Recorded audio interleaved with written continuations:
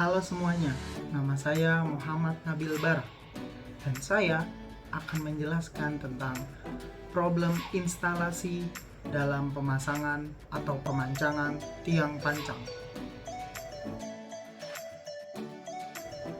Dampaknya itu ada dua, yaitu yang pertama terhadap kenyamanan manusia dan yang kedua terhadap kerusakan fisik bangunan. Dampak getaran terhadap kenyamanan manusia dibagi menjadi 4 kategori, yaitu berdasarkan frekuensi dan amplitudonya, yaitu frekuensinya dalam Hertz dari 4 Hz sampai 63 Hz.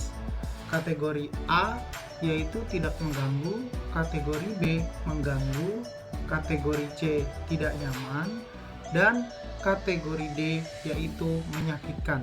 Artinya menyakitkan di sini yaitu kebisingannya. Dampak kedua yaitu terhadap kerusakan fisik bangunan. Dampak terhadap kerusakan fisik bangunan dibagi menjadi 4 kategori juga sama seperti tadi, yaitu berdasarkan besaran frekuensi dan cepat rambat gelombang atau amplitudo, yaitu frekuensi dalam Hertz dari 4 Hz sampai 50 Hz. Untuk kategori A, yaitu tidak menimbulkan kerusakan. Untuk kategori B, kemungkinan kerusakan pada plesteran dinding bangunan. Yang kategori C, kemungkinan kerusakan pada bagian struktur dan dinding pemikul beban. Dan kategori yang paling parah yaitu kategori D, kerusakan pada dinding pemikul beban. Jadi, jika sudah melewati batas kebisingan manusia dan bisa merusak fisik bangunan, berarti tidak boleh dilakukan pemancangan di daerah tersebut.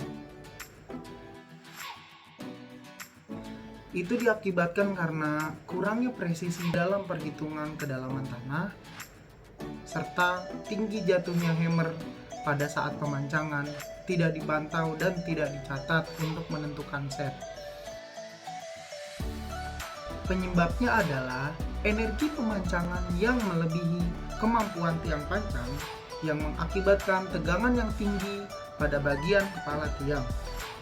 Jika hal ini terjadi, tambahkan bantalan atau pile cushion untuk mengurangi energi pemancangan yang diterima kepala tiang. Jika tidak terjadi tegangan yang tinggi atau berlebih, kemungkinan penyebabnya perlu diperiksa. 1. Tumbukan palu atau hammer yang tidak sentris terhadap sumbu tiang pancang. Jika hal ini terjadi, perbaiki kinerja pemancangan dengan memperhatikan tumbukan palu sesentris mungkin dengan sumbu tiang pancang. Yang kedua yaitu mutu tiang pancang itu sendiri, karena kurang baik, dan jika hal ini terjadi, tiang pancang harus diperbaiki mutunya. Ini terjadi karena tidak melakukan splicing yang sempurna. Akibatnya, dengan sambungan yang tidak sempurna ini, tiang pancang menjadi tidak kuat untuk menopang bangunan yang nanti ada di atasnya. Ini dikarenakan adanya pergeseran tiang yang diakibatkan oleh tanah saat melakukan pemancangan, sehingga melenceng dari final set yang seharusnya. Akibat kesalahan pada saat pemancangan, di mana hammer atau palu untuk memancang tiang tidak presisi dan tidak tepat di tengah tiang, sehingga yang terjadi tiang menjadi miring.